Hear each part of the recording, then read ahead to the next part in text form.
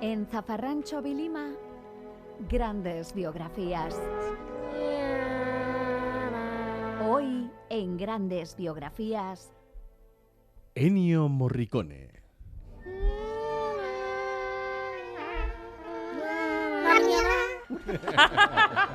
Eso no era la. Hoy recorreremos la intensa carrera de un italiano mundialmente de oído conocido, pero que si se sentaba en un bar no lo reconocía ni el representante.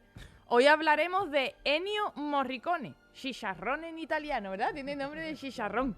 El pequeño Ennio nació en Roma el 10 de noviembre de 1928. Fue el mayor de los 5 hijos que tuvieron su padre, corneta de la centuria romana Macarena, y su madre, ama de casa, que se tuvo que meter a trabajar en una tienda porque el padre ganaba menos que un podcaster. Vivía en el barrio de Trastevere, que es la Triana de ellos, donde están todas las cosas viejas de los romanos. Y de muy pequeño aprendió a tocar la trompeta porque era lo que tenía a mano en casa. Los vecinos siempre le agradecieron al padre que no dejara el taladro al alcance del niño. A los 6 años ya había compuesto su primera obra.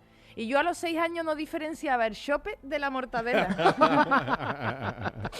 Como Ennio era tan activo, la madre quiso apuntarlo a Furbito, pero él se escapaba y se iba a tocar a la orquestina aficionada de Constantino Ferri, que era como tocar en una chirigota callejera. Viendo el padre que de la cantera del Betis no iba a salir, lo matriculó con 9 años en la Academia Nacional de Santa Cecilia para estudiar trompeta. A estas alturas el niño tenía los labios ya como Carmen de Mairena, ¿eh? 3 años después fue escogido por la institución, entre otros estudiantes, para formar parte de la orquesta, que es la mejor forma para tener una buena orquesta gratis.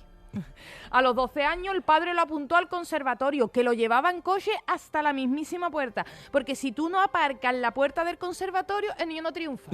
Es verdad. Es el garaje de los americanos, ¿verdad? Sí. En 1943, cuando el pequeño Morricone tenía 15 años, los profesores se dieron cuenta que el niño tocaba los pulsadores de la trompeta como los que hacen las competiciones de los cubos de Rubik. Y lo animaron a apuntarse en un programa de armonía que duraba 4 años. Pero él lo hizo en 6 meses, porque el padre aparcaba en la puerta. Cuando terminó le dijeron los profesores que se dedicara a la composición, como cuando tú terminabas antes la tarea en clase y te decían que te pusiera a dibujar. Pero como el curso ya estaba empezado, se tuvo que esperar al año siguiente. Mientras tanto, el director Alberto Flamini, que tiene nombre de postre del Aldi, Flamini, lo escogió como segunda trompa para su orquestina. Lo que Morricone tenía que hacer era doblar las líneas del primer trompeta, que no era otro que su propio padre. Así es como Ennio se acostumbró a los escenarios profesionales, haciendo de eco de su padre, para las tropas americanas afincadas allí en Italia después de la Segunda Guerra Mundial. En 1946, a los 18 años, consigue por fin el título de trompetista, ¿eh? El labio, 18 años, ¿eh? E inicia su carrera como compositor de música culta. Piezas corales, música de cámara. Pronto se daría cuenta que haciendo esa música iba a tener menos trabajo que la ordenanza de un ayuntamiento. Durante la década de los 50 completó su formación compositiva y en 1955 comenzó a arreglar música para películas, pero de otros compositores. Actividad que tuvo que interrumpir porque se tuvo que ir a tocar la corneta a Cerro Muriano. Cuando se licenció un año después, se casó con María Travia y al año siguiente tuvo a su primer hijo, Marco, porque los primogénitos en Italia, Marco o Alessandro, no pueden elegir otro nombre. Por motivos tiene que ser Marco o Alessandro. Por motivos totalmente económicos, aceptó su primer trabajo serio como asistente de dirección en la RAI, que es la televisión española de nosotros. Pero el primer día de trabajo abandonó, que no le dio tiempo ni a poner el elefantito en la base del monito, ¿verdad?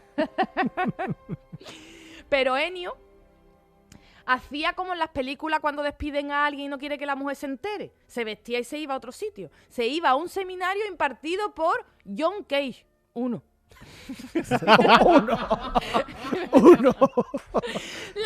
La mujer no se daba cuenta porque Morricone ganaba algún dinerito haciendo arreglos para series de televisión y componiendo camitas para programas de radio, que le dieron cierta popularidad, ¿eh? Pero en un giro inesperado de los acontecimientos, Ennio acabó componiendo su primera banda sonora para el cine en 1961, año en que nació su hija, Alessandra. Claro. En 1964 comienza a colaborar con Sergio Leone, con quien había hecho Parvulito. y empezó a componer las bandas sonoras de los spaghetti western, como por ejemplo Por un puñado de dólares. Aquí en esta época, ya imaginarse la cara, ¿no?, de Ennio Morricone, ya tenía la frente como el parabrisas de una Iveco, ¿ves? Los 2 juegos de gafas de pasta de Alain Afflelou, del cerca del lejos, y la varita de Harry Potter. Hombre. Por supuesto. En 1964 nació su tercer hijo, ya se quedó sin nombre y ya, venga, Andrea. Andrea, que también es compositor. Y en 1966, además de nacer su cuarto hijo, Giovanni, compuso la banda sonora del Bueno, el Feo y el Malo. A partir de aquí le llovieron los encargos por todas partes y las composiciones de Ennio Morricone llenaban toda la parte de banda sonora de Simago.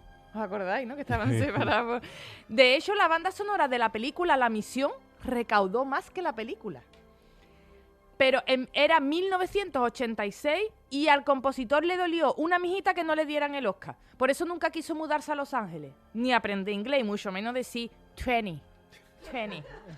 Aún así lo nominaron 5 veces más, pero solo le dieron el Oscar por la banda sonora de la película de Quentin Tarantino, Los Odiosos 8, y un honorífico para compensar. Tiene un montón de premios más, pero quien quiera verlo que se vaya a la Wikipedia. Desgraciadamente, a los 91 años, Ennio pegó un pequeño jardazo en su casa y se rompió el fémur. Se complicó, que se dio de baja en Spotify.